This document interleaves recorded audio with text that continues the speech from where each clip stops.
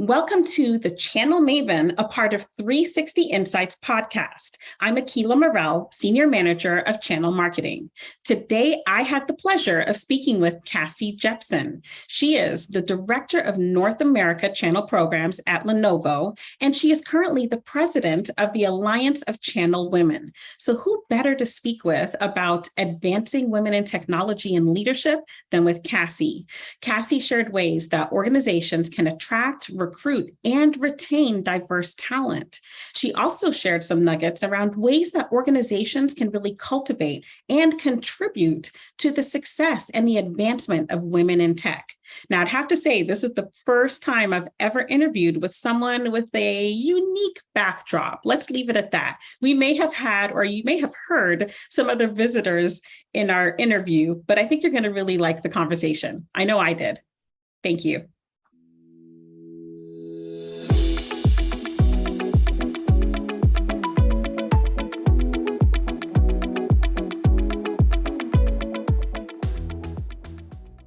Okay, Cassie, we are so excited to have you on the Channel Maven, a part of 360 Insights podcast today. I see that you're outside. So where exactly are you joining us from? I'm joining from my back porch, Akilah. So what you see in the back is part of our family farm. So you never know what's going to pop up back there. You may get a visit from a turkey or a rooster, or maybe we'll get lucky in a hummingbird. So I love it. I'm hoping for the hummingbird because I noticed the feeder behind you. So I love that. Wonderful. Good thing it's a nice day and we can do this outside, right? Yeah, I really appreciate you having me. So looking forward to our conversation. Great. Okay, so let's get started. Before we dive into our topic, though, I do have a question for you. So if you remember what your first job was, your very first job, and I want you to kind of reflect back on what that was and how has it impacted you today in your current position at Lenovo? What do you feel like you've actually carried on through that experience to where you are now? So aside from babysitting and, watching people's neighborhood, then my very first W-2 job was a hostess in a restaurant. And so, when you walk in, you were the face. And I was the one that helped all of those folks that were upset about long wait times and just answered all of the questions. And I think now more than ever, then, that customer service background is super important. And that has really helped me to connect with people in different ways and to help with all of those challenging times. I think that if you can help people be happy around food, then you can help with lots of conversations. Yeah, I've heard that plenty of times before. I've never been in that industry at all, but that's awesome because you're right. It's all about customer service, and then that translates into customer experience. So you were ahead of your time. So today, we're going to talk a lot about women in tech, women in the channel. I know this is something that's near and dear to you. You're very passionate about it. I'm fortunate enough to sit with you alongside you on the board of the Alliance of Channel Women, to which you're the president of. And a lot of issues that we hear that are really just surrounding women in tech and women in the channel is oftentimes we find that there's just not many of us in tech. But thankfully for organizations like ACW, we're really trying to just elevate that and really bring a lot of awareness around these amazing women that are willing and ready to fill a lot of positions. But my first question to you is, the current business trends that we see now today. So a lot of mergers and acquisitions, companies moving to as a service model, change management, you name it. There's so many trends. How can organizations really ensure that they are recruiting and training and then retaining the right talent to support those current trends? Yeah, I think it has to be really purposeful, right? We're all here looking for the right people at the right time for the right role. But as hiring managers, we have to be deliberate in making sure that the folks that we're interviewing are representative of the customers that we're serving. And that gives us the best chance to make sure that we're giving each person the right opportunity and that we're giving women the opportunity as well. I know our customers are pretty diverse and our talent pools and our teams should be as well. Right. That's a good point. And when we talk a lot about this at ACW, the whole mentorship initiative, that's extremely important. And when you think of a mentor, you think of someone who is going to guide, coach, and teach. That's how I kind of, but I've categorized it in those three terms, because I think that's true. It's all those three things. And so I feel like, and let me know if you agree with this or not, but the importance of mentorship is even more prioritized because of the current chaos, because of the current turmoil, right, within the channel. It can actually impact the advancement of women, and especially women in technology and then women in leadership. Can you talk to us a little bit about that? About mentorship specifically, I mean, I think that we should all have a mentor Mhm. and be purposeful about it. As leaders, it's our responsibility to foster that mentorship amongst our teams. But it's the right it's that right mentor connection. So when you're approaching a mentor, it's what are those topics that you're covering, and how that mentor coaches the mentee along that path. So I think that now in this landscape, it is being purposeful in those types of engagements to make sure that as a mentor, we're engaging with the mentee on the right topics, that we are helping them to move forward along this path and helping them to foster the celebration of that value that they're bringing to the table. And I think that I mean, that's one component of being a great mentor, but it should be an expectation of the mentee to seek out as well. Right. There's a lot of mentors and mentees, so hopefully that made sense. No, that was good. And I think key point is you said to seek out. And, you know, I have a question for you just to piggyback on that. What would be your advice for women who are wanting to move into specific roles, whether it be leadership or whatever they desire? How do they determine who their mentor should be? Do you have any tips on that? Yeah, you know what? I was just having a conversation with someone about this a couple of days ago. And when I have someone approach me to be a mentor, or even when I approach others to be my mentor, then I think that the best practice is to write down what are those 3 to 5 things that you want to get out of that relationship. Mhm. And if you are purposeful upfront with outlining, hey, I think that you are great at XYZ. Can you help me in those particular areas? Then those are the most successful mentorships. There are going to be some mentors that you definitely need a generalist, you know, somebody that can be that jack of all trades or that sounding board on all things for you. Right. But I feel like those mentors that I've had that are very purposeful, then it's been a much more successful mentor relationship. That just the fruits of the labor and the investment of the time has Right. been much more than just entering into it without a plan. So that would be my biggest piece of advice is outline those 3 to 5 things, agree on what success looks like for that mentor relationship, and then be able to take it forward, and you know, have milestone touch points as well between the mentor and the mentee, and make sure that things are on course and going as planned.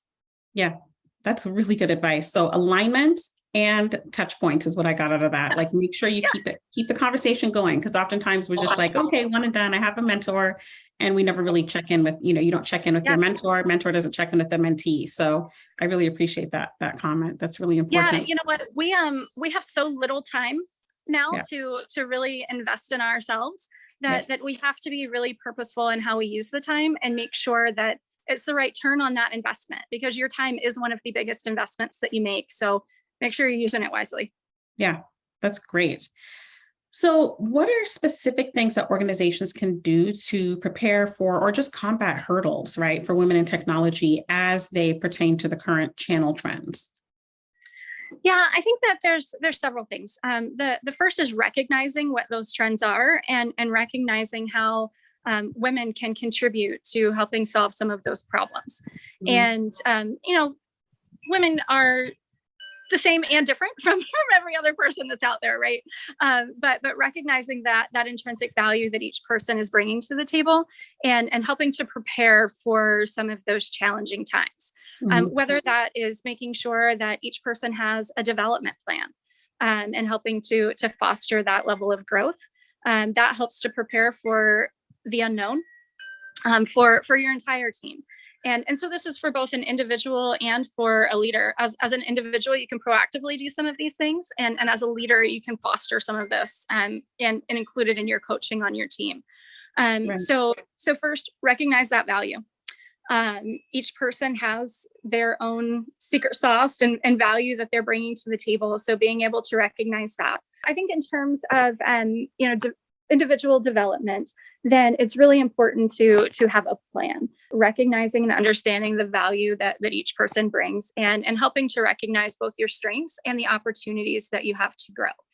It's, there's a couple different camps. Do I focus on building my opportunities and building bridges to things that I may not be as strong in, or really capitalizing on my strengths? And I'll leave that up to the individual to be able to weigh in there.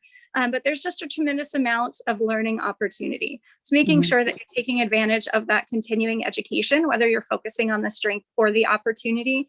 Knowledge is power, and helps you to be more confident. And when you're more confident, then you're more apt to overcome some of the hurdles that may happen in the market. And I would say the third is networking. So regardless of what the opportunity or the challenge may be in the market, then if you have either a support system and a network of folks that you can reach out to, tap into, get their opinion, and be able to bounce ideas off and get some additional coaching advice outside of the mentor relationship. And it's really important to have that network.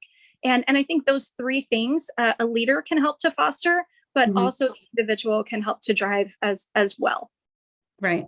Oh, this is so good, because I personally have experienced some of these, right? And I think it really does. It all contributes to your confidence. And once you feel very confident, you can just overcome anything, and you're more willing to take risks. Actually, I heard this is like near and dear to me. I believe it was the CEO of Girls Who Code, or the founder, and her name is slipping my mind. If you know it, shout it out, but it's totally slipping my mind. She was the founder of Girls Who Code. And she said, the problem is that we're raising our girls to be perfect, but we're raising our boys to be brave. And I feel like that is very true, right? Oftentimes, our young boys, when they were little, they're jumping off slides, bumping their head. And if a girl ever were to do that, you're so much more fragile. And so I've seen it, how it's carried over to that all of a sudden, like, we have to be so perfect. We have to perform, and we're adverse to taking risks. And so everything that you just mentioned, a good leader that identifies passion, values you, like that all plays into your confidence. And then you're able to just soar. And you're right, you can get that from your mentor, from your leader, even outside of that close-knit group. So I really appreciate that comment. I think that's really, really important for sure. Yeah, I love what you said about how we're raising our daughters. I have 3 daughters and a son. So those comments are near and dear to my heart. And helping with the confidence at a young age is super important. But I think as a leader, and when I say leader, that doesn't mean that I'm a people manager. That just means that you are influencing others within the organization to be the best version of themselves. And so as a leader, I think that it's really our responsibility to help people to find their confidence that don't have it. And for those that were raised to maybe not take so many risks, or that aren't necessarily comfortable coming out of that comfort zone, then it's our job to kind of push them there, and to take them on that journey to reach their potential, and to become that version of themselves that is the best of them, meeting their goals and going on that journey with them. And I think that it all comes back to, how are we helping people to have a voice, and to assume that place at the table, right? And that is regardless of if you are an individual contributor, or if you are the CEO of an organization, then everyone has a voice and an opportunity to share their opinions and ideas. It's just on us to listen and to take the opportunity. Yeah. That's great. Oh, I could talk about this all day, because I'm on the other side of the screen here, and I'm just like, that was me. I had to, when I joined Channel Maven, now 360 Insights, people had to, the leaders, and specifically, I'll call them out, Jen Reed and Heather K. Margolis, they are the ones that really drew, like they called things out of me. They saw the potential and they pulled it out of me. I felt like I had it in certain ways, but I just didn't have that confidence. And so you're right. Sometimes you need, I think a good leader will do that. They can see what you can't see, but it's there. You're not trying to pretend to be someone you're not, but that the skills are there and you just need someone to just like speak it over your life, call it out, whatever they have to do to get you to that level. And so you're 100% spot on. It really does work. And again, it goes right back to confidence. Once you're confident, you can do anything you set your mind to. So yeah, some of the best mentors are also like pseudo life coaches. They might not realize it, but that's what they're doing. Yeah, you're right. You're right. Absolutely. So this time last year, right, we were talking about, and we're still talking about it, I feel like, the great resignation of women leaving the workforce. We didn't have a choice. A lot of women just did not have a choice due to the pandemic. But now we're witnessing a big reentry, but we're still witnessing that great resignation. But what are some best practices that companies can implement to attract diverse talent? How can we accommodate to this diverse pool of folks coming back into the workforce? Great question. So this one's tough, right? I think that one thing that companies don't do enough of is to tout what their support is. What is their work-life balance? How are they fostering families? And how are they really flexible for those working parents? And it doesn't matter if one or both parents are working, then that flexibility need is still there. So it's, I think one of the best things that happened during the pandemic was humanizing each one of us. And, we had that opportunity to really get in everyone's living rooms and to, see what happens on the home front. And everyone's challenges are different, but everyone has those challenges at home. And I think that it's recognizing that everyone is a person and that we all have those types of needs. And really leaning in as organizations, as people managers, and as teams to help everyone with that balance. And I think there's a lot of companies that do it, but don't talk about it. It's just part of that culture. And I think we need to talk more about it. And because that is what a lot of folks are needing to be able to make that leap and come back into the workforce is that support and flexibility. So that would be my first advice for companies. And then from a leadership perspective, as you are having conversations with candidates and as you are reaching out and actively recruiting, then make sure that you're having those meaningful conversations that are humanizing, and show people that you understand. It's more than empathy. It's people connections and being a good citizen and making sure that you're recognizing that those challenges are there and that you're helping to support. That is phenomenal because you said it perfectly, humanizing. Let's have these conversations up front because that is what the individual is probably, they're thinking, maybe they're a little hesitant to even have that conversation with you. So you may as well just talk about it up front.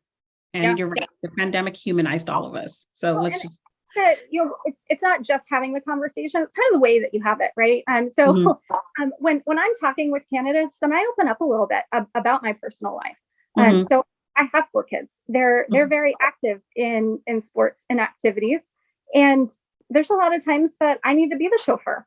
So there's a calls that I'll take, and I jokingly refer to it as my dashboard desk. But there's a lot of calls, and at the soccer field. Or taking care of the animals or, running to the vet or whatever the case may be. Just recognizing that there's life out there outside of the office and being real in the conversation. Yeah. And so I like that you take the first step as the leader, opening up about your personal life, because then all of a sudden it creates this safe space for a potential candidate to realize, oh, okay, they're human, first of all, and maybe relate to some of the things that you're talking about, because we're all multitasking right now, like big time. So I appreciate that. That's really important. I like that. And that's definitely a shift. That was not the case several years ago. You don't really open up about and of course there are some parameters, right, of what you share, but you're right. You can be a lot more authentic. Absolutely. And that is a great way to put it. The authenticity is now more than ever. one of the things that we have to share, we have to be. It's who makes us who we are.